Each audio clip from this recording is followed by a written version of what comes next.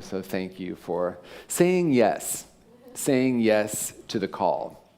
And that's really something that's showing up for me in this moment. And when I used to have a spiritual community, I was the senior minister of an independent New Thought Center in San Francisco. My good friend, Reverend Patricia Keel, came to speak once, and she stood up and she said, "Okay, here's my talk today. There are 3 steps to awakening: awareness, awareness, and awareness. That's it. Any questions?" And so I'm kind of called to really say that is what I'm here to bring today, and that is the possibility that we can wake up to the truth of who and what we are in an instant. It's really popular in our culture right now to talk about life hacks and shortcuts. Have you all seen it? I'm going to give you the shortcut to how you manifest your life, or I'm going to give you the life hack of how you can manifest that perfect partner, get that perfect job, all in the hope of taking a shortcut so that once this happens, we can be happy, or we can be free, or we can rest.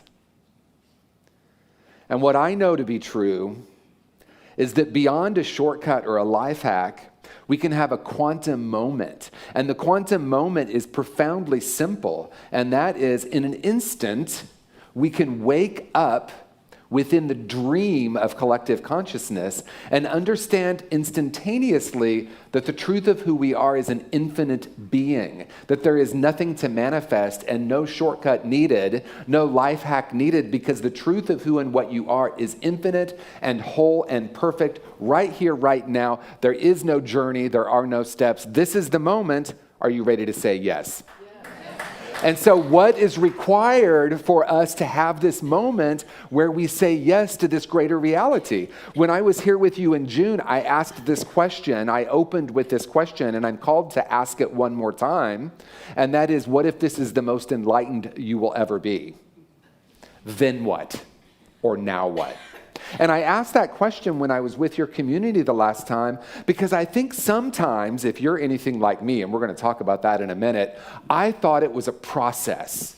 Awakening was a process. Spiritual growth was a process. I needed to learn how to do it correctly so that I could become awakened or enlightened. And I've actually even heard Unity ministers stand up in a room like this and say, well, maybe we're never going to fully be enlightened, but we're moving toward it. And I have a different message today. And that message is, you are already enlightened. You came into the world as a perfect expression, a perfect emanation of the one power and the one presence. And that's the truth of who and what you are. And what is required in this moment for us is to make the decision to know that that's true. And it can happen in an instant, and it can take a lifetime. And it can take a lifetime if we decide that life is difficult and a struggle. And then the moment I understand that life is infinite, and I am a literal particle of source energy, and I'm not here to become anything. I'm here to remember the truth of who and what I am. And the process then becomes one of waking up from collective consciousness that is telling us that we're different, that we're separate, that we're better than, that we're less than, that this is mine and that is yours, and I must struggle. I have a quote that says, basically, life is a struggle until it isn't. And someone, sent me a lovely message saying, I don't think you should be telling people life isn't a struggle. We're here on planet Earth, and it's a struggle. And you know what I said? And so it is. Yeah. Right? That's the greatest gift of unity. And it's also, I think I said this last time too, it's inconvenient. And it's inconvenient because what is required of me in order to understand this is to be 100% accountable for the way I'm viewing the world.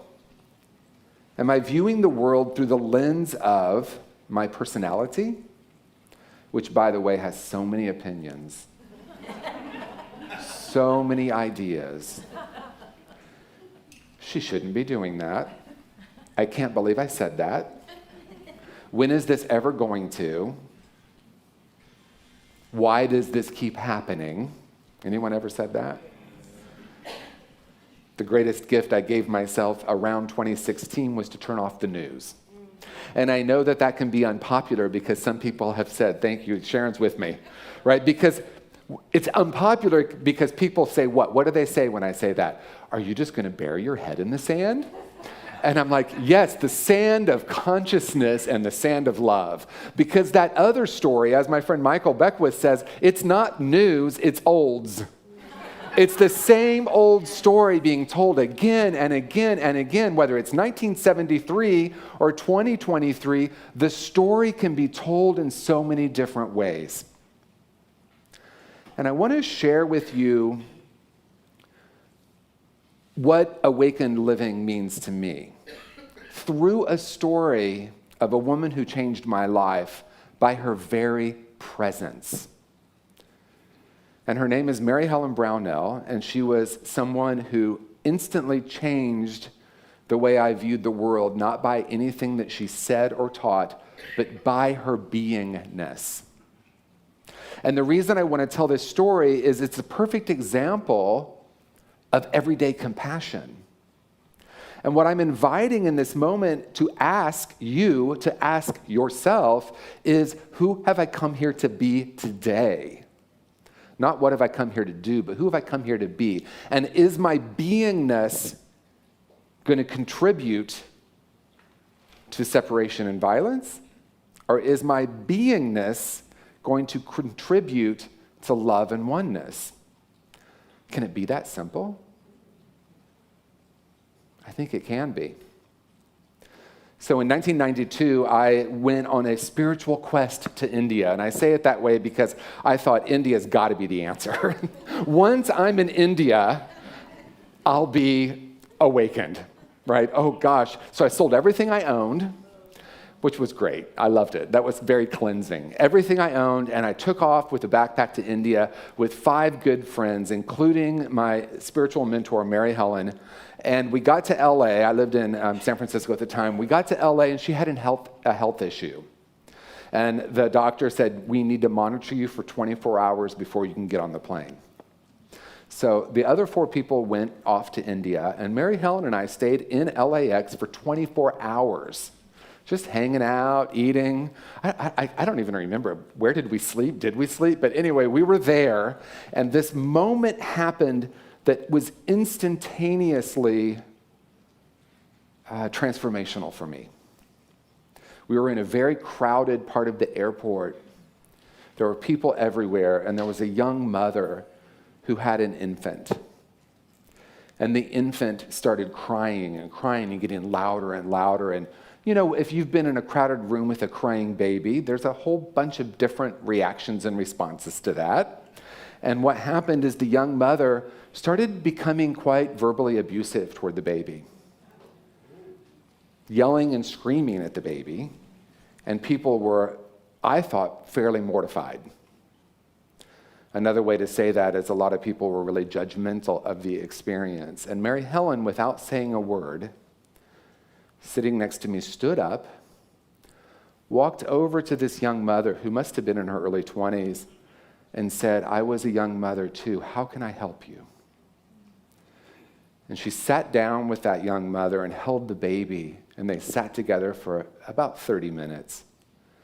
And the mother calmed down, and the baby calmed down. And I don't know what she said, but what I understood at that moment, not just intellectually, is that every moment I have a choice of how I'm contributing to what's happening on planet Earth. She chose to love instead of judge. And I'm going to just be really honest with you. I was judging that mother. I was like in my early 20s, and I was like, how dare she be so abusive? I had all my stuff up. But for whatever reason, she had the ability at that moment to walk over and choose something different. And so if any of us are imagining in this moment that we don't know what our role is on planet Earth in terms of awakening consciousness, or maybe resting, or looking at what's happening if you still watch the news and all the division that they're feeding us, is there a level of consciousness that I have a part of bringing And my answer to you is yes, and this is the moment, because what happened for me when I met Mary Helen, and that story was a perfect demonstration that every single moment we can choose judgment or we can choose love. And if you're like me, you can witness or observe the judgment and then begin to work with it. And I want to read something from my book, Conscious Being, about the art of awakened living. It is the birthright of each and every one of us to live an awakened life. Most religions and spiritual teachings teach us, or traditions teach us, that we need to adopt a certain belief system or follow some prescribed steps in order to attain a state of enlightenment. A long-held belief about awakening is that only a small number of people destined to become gurus or spiritual teachers can attain it. It is certainly true that until recent times, only a small minority of people on the planet had attained this state of full self-realization. These saints, mystics, and spiritual masters were seen as special, and they certainly were at the time. However, times are changing. We have each been called to wake up to the truth of who and what we are, and understanding that we came into the world as a particle of source energy. To really understand that, to understand unity's first principle, there is only one power and one presence active. You know what I love about unity? Every community has a different version of the first principle. Isn't that funny? I love that. It's like, here's our foundational principle, but we're all going to interpret it through our own lens, which I think is beautiful, actually, because it's not dogmatic. But to really understand that there is one power and one presence, and to recognize or recognize the truth that that is who and what you are, and it's always been the truth of who and what you are. You came into this world as that, and there's no destination, only an awareness of that reality. And from that, we can start to see that the conditions of the world are created by a misunderstanding of who we are. And imagine for a moment right now, everyone in the world, we could go beyond the world, but let's just work with planet Earth for this moment. Imagine everyone in the world right now pausing, taking a deep breath, and saying and understanding and experiencing, love is who I am. I have thoughts, but I'm not my thoughts. I have opinions, but I'm not my opinions. I have a past, but I'm not my past. Who am I then? The infinite being who sees that, who witnesses, who observes. And from this place of knowing who and what we are, imagine the instantaneous shift on planet Earth. And here's the great news. It only happens now, and it only happens with me, with you, with you, with you. In other words, if we're waiting for the Middle East to wake up, or we're waiting for Washington, D.C. to wake up, or we're waiting for Los Angeles, whatever it is, to wake up, that might be suffering. If they could just do this, then I would be free. Then I could be happy. But the truth is, right now, in this moment, we wake up to this greater reality. Right now, I am responsible. I am responsible to know who and what I am. I hope, if this community says this, I apologize in advance, but I want to give us a little opportunity to look at one thing that we often say, and that is, I'm looking for a community of like-minded people. In other words, I want a bunch of people who agree with me. Right? As a matter of fact, that's most religions and most spiritual traditions and most political parties. And the events of the world in the last few years stirred that up. And we had an opportunity to decide, am I going to go into a camp and agree with everything? Or am I going to actually say, no, I'm standing in a greater reality. I will not stand in the midst of this division and participate in that. We can honor each other in a deep and profound way with differing points of view. We can honor each other with different life experiences, different orientations, different racial groups. And we can know that love is the truth of who and what each of us is. And there's something so powerful and so simple there. That's why I think in some ways we can say there are 3 steps. Awareness, awareness, awareness. Any questions? As a matter of fact, we have a few minutes if anyone does have any questions. I love them. This is very, very serious. As a matter of fact, if I'm invited to come back sometime, maybe we'll have a time when we just pass the mic. But seriously, if anyone has any questions, comments, or smart remarks, this is a moment. I'm only speaking for about 4 more minutes. So if anyone has anything, what's showing up for you in this moment?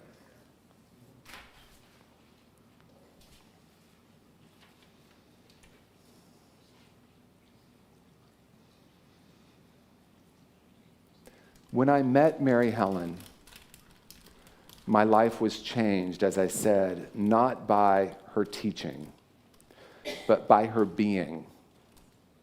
I met her at a time when I was in the most difficult experience of my life. I had just come out of an addiction. I had found myself suicidal. I had so much unresolved trauma from my past. I had so much shame. I believed I was fundamentally broken.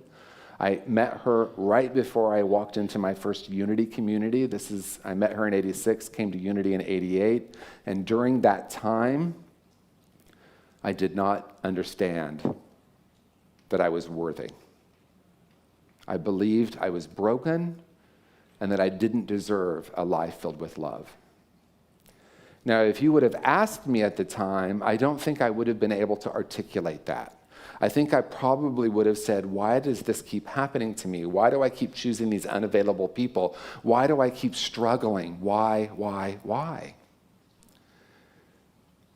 And in her beautiful Southern accent, she would say to me, darling, you're so precious, just the way you are. And if I'm really honest, what happened for me is I recoiled from that, because that was completely incongruent with the belief that I had about myself, but more than that, with the vibration I was carrying. And then at one point, it started to seep in a little. And I remember the day I woke up and I said, she's the most enlightened being I've ever met. And if she sees me as precious, who am I not to? And I discovered something that was so simple. And that is, when I have caused harm in the world and to myself, which were plenty of times, it was because I believed the lie of my own limitation and my own brokenness. I believed there was something wrong with me, and therefore that's what I saw in the world. If I believe I'm broken, I see it everywhere. If I understand I am a whole and perfect infinite being, I see that everywhere. Have you ever noticed the more you do something, the more you want to do something? Like if you get in a workout routine, you're like, I want to work out. Or if I eat a bag of chips, the next day, I kind of want another bag of chips, right? So in some ways, it's simply changing the way we show up in the world. And over time, now we're understanding with neuroplasticity in the brain that we're literally, the term getting stuck in a groove is about neuroplasticity. It's about we're doing the same thing over and over and over again, and we're getting the same results, and it becomes an automatic way of being in the world. And science is measuring this, and guess what? Unity has been saying it, and other traditions have been saying it for hundreds of years. But I think it's actually an energy. Yes, when I do the same thing over and over again, I get the same results. Karma is not an outside force. It is having the same ideas and the same energy and the same frequency about myself and the world and continuing to get the same results over and over and over again. And it might be easy to say, see, I'm being punished because I'm a bad person. Some of us were even taught that. In rooms like these, there's something fundamentally wrong with you. And so in closing, what I want to offer is this. You are a whole and perfect spiritual being. You have come to planet Earth to shine your light. By your very presence, the world can be changed. Many master teachers have come to say this very simply. Be love. Be the love that you want to see in the world. I think life is a great experiment. So what I'm inviting us to do as we go out into the world, to practice gratitude, to practice an awareness that there is something beyond the seeming division. There is something beyond my ideas about the world. There is something beyond my own thoughts about myself, my own limitation. And as I go out into the world, and as I said the last time I was here, we are shifting now from the law of attraction to the law of radiance. We are here to be that love, to be that light, and to bring that into the world and see what happens. Are you ready to take this 30-day challenge with me? Are you ready? Yeah. Okay, for the next 30 days. Are you ready? Okay, are you ready? Yes. What date is it? September 10th. Between now and 10:10. I like that. I'm not going to have any opinions. What? What? Okay, so if you want to practice it the way I did, because I thought I could go 30 days without having an opinion. So instead, what I decided to do is notice my opinions for the next 30 days and say some version of, oh, isn't it interesting that there I am having this point of view. I understand there's a greater reality beyond my opinion. I understand that my opinion isn't the truth of who and what I am. And if you're bewildered by why I would say take the next 30 days and see if you cannot have an opinion, that's interesting too. We have entire businesses, websites, networks. Their sole purpose is to share opinions. Their sole purpose is to create a platform that's right here on our phone where we share each other's opinions, and pretty much we argue, right? I mean, I'm not saying we do, but that's what they do, right? Because we're very, very spiritual. So for the next 30 days, between now and 10:10, see if you can take this spiritual opportunity to move beyond your opinions.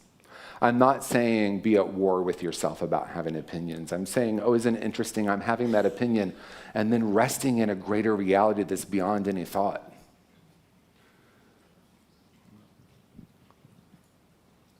My dad and his wife, they say they live in LA, Lower Alabama.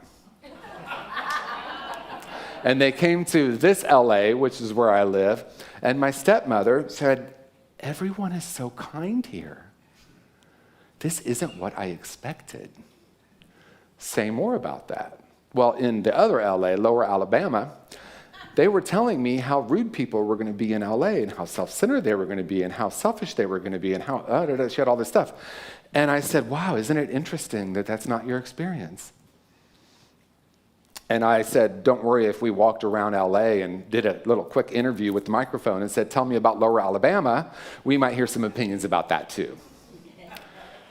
I used to live in Dallas and people would go, ooh, Dallas. I'm like, have you ever been there? Well, no, but it's in Texas. Okay, have you ever been there? I will bring my consciousness wherever I go, but only 100% of the time. And so the idea that this place is better or that place or we have the right point of view, it's what's happening in a very pronounced way in the world, and we are light workers. And light workers are called at this moment to stand in the midst of that and shine our light. A lighthouse doesn't go looking for boats to save. It just stands there shining. So repeat after me. I am light. I am the lighthouse. I am standing, shining, beaming. I make a difference. And it is so much fun. And so it is. Thank you, everyone. Thank you, thank you, thank you, thank you, thank you, thank you.